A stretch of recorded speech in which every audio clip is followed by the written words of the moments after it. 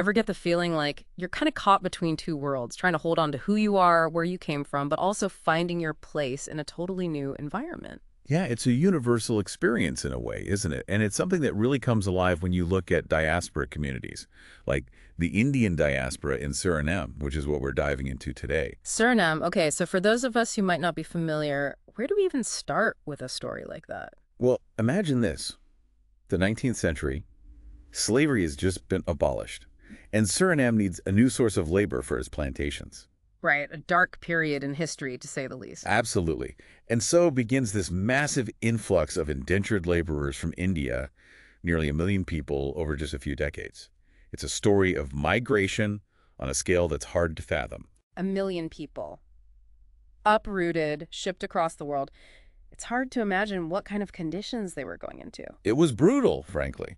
They were often tricked with promises of a better life, lured onto ships, only to end up facing grueling work on plantations, unfamiliar surroundings, and often overt prejudice. And that's where that term coolie comes in, right? Exactly. It was a label used to dehumanize, to dismiss, to erase their individuality, their heritage. A way of saying, you are just a laborer, nothing more. Sadly, yes. But here's where the story gets really incredible. Because instead of being crushed by this label, the Indian community in Suriname did something amazing. They forged a new identity, a Surinamese Indian identity. It's like they took that label and flipped it on its head, redefined it on their own terms. Precisely. And that's what makes this story so compelling. It's about resilience, adaptation, and the power of culture to not just survive, but to thrive in the face of adversity. And that's where, I'm guessing, Munshi Raman Khan comes in. You got it. His story is really at the heart of this deep dive. Khan arrived in Suriname in 1898, and thankfully, he was a meticulous diarist. So we get this firsthand account, this window into what life was actually like for these immigrants. That's incredible. It is. And his diaries don't hold back. He talks about being lured from India with false promises, the shock of plantation life. He was a teacher back in India, so this was a world apart from anything he'd known. Wow. Yeah, I bet. There's that one line that really struck me where he says he felt trapped, banished forever from Hindustan. You can feel that sense of displacement, of being caught between worlds. Absolutely. And what's important to remember is that he wasn't alone. Thousands upon thousands of people from all across India were going through the same thing. And I'm guessing they weren't all speaking the same language, right? I mean, India, even back then, was incredibly diverse. So how did that work? Did they hold on to those regional identities, or did something new emerge from that diversity? That's a great question, and it gets to the heart of how this new community began to take shape. You had people from all different backgrounds, speaking different languages, thrown together in this new and often hostile environment. So what did they do? How did they even begin to communicate, let alone build a life together? Well, they did what humans do best. They adapted, they found ways to connect, to communicate, and a big part of that was the emergence of these incredible support networks, what we call fictive brotherhoods. Fictive brotherhoods, so like chosen family, people relying on each other when blood ties were oceans away. Exactly.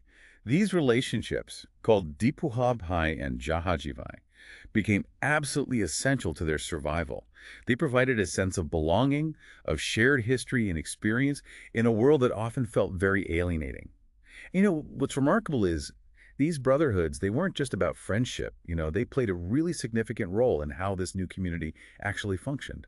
So how did that work? What kind of impact did they have on daily life? Think of it this way. These bonds, forged in hardship, they became a way to maintain social order, to uphold their cultural values, even to present a united front to the outside world. It's like even in the face of such upheaval, they created their own systems of support, their own sense of community. Exactly. And language played a huge part in all of this, too. Oh, right, because we were talking about the different regions of India. Exactly. You had all these people from different parts of India speaking different dialects, and suddenly they needed to find a way to communicate, to build a life together. So what happened? Did one dialect become dominant, or... Something even more fascinating happened.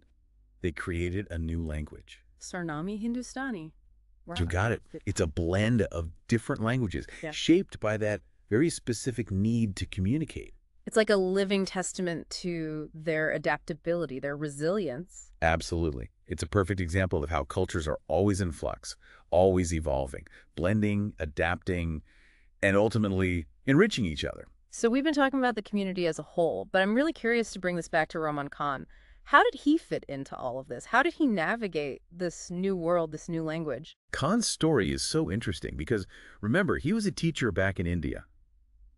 And that instinct to educate, to share his knowledge, it didn't disappear in Suriname.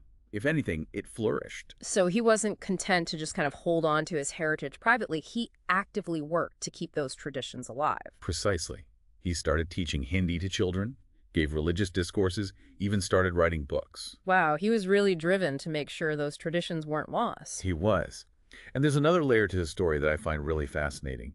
In his writing, he talks about Hindus and Muslims as two parts of the same whole. He saw them as united by their shared Indian heritage. Yes. And I think that's so important, especially in the context of colonialism, because often colonial powers would exploit those religious differences as a way to maintain control.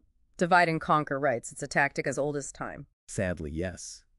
But Khan saw past those divisions. He recognized that shared experience, that shared struggle, as something that could unite them.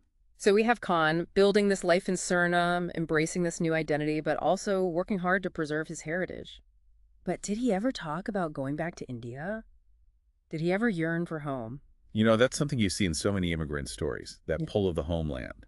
And Khan's is no exception. Even though he built a rich and meaningful life in Suriname, he never forgot where he came from. That tension between embracing a new home and longing for the familiar, it must be so difficult to navigate.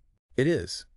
It's a delicate balance, and I think it speaks to the complexities of the immigrant experience. That sense of living between worlds, even when you've built a new life for yourself. And for Khan, that new life, it took a dramatic turn in 1916 when indenture officially ended. It was a watershed moment, you know?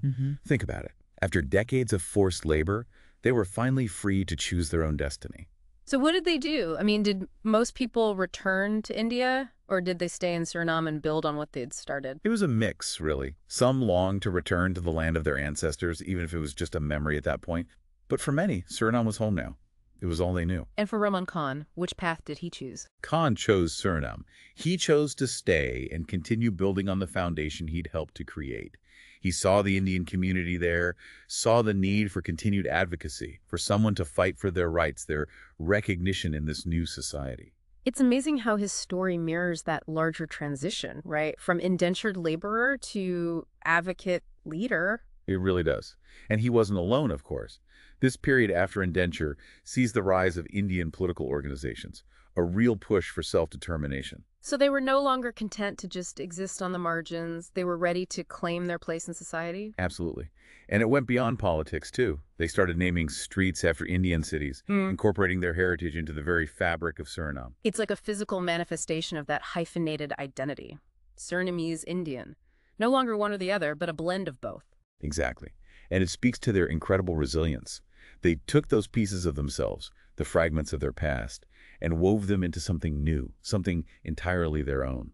So as we wrap up our deep dive here, I'm curious, what do you think Rahman Khan's lasting legacy is? How should we remember him? His diaries, even though many are still unpublished, are an incredible gift. They offer this intimate glimpse into a pivotal moment in history, not just the big events, but the everyday lives, the hopes and struggles of a community finding its footing. He's like a witness to history, making sure their stories aren't forgotten. Precisely. And even today, his legacy lives on in the languages spoken by their descendants, Hindi, Sarnami, these languages he cherished and taught. It's a testament to his dedication to keeping those traditions alive. It really makes you appreciate the power of one person's story, right? How those individual experiences can help us connect with a much larger history. Absolutely. And it makes you wonder how many other stories are out there just waiting to be told. Stories that can teach us about resilience, about adaptation, about the enduring power of culture. And that's what's so great about these deep dives, right? It's a chance to unearth those hidden histories, to learn from the past, to broaden our understanding of the world and our place in it. Couldn't said it better myself. Well, on that note, a huge thank you to you for sharing your expertise with us today. And to our listeners, thank you for joining us on this incredible journey into history, language, and the enduring spirit of the Surinamese Indian community. We'll see you next time for another deep dive.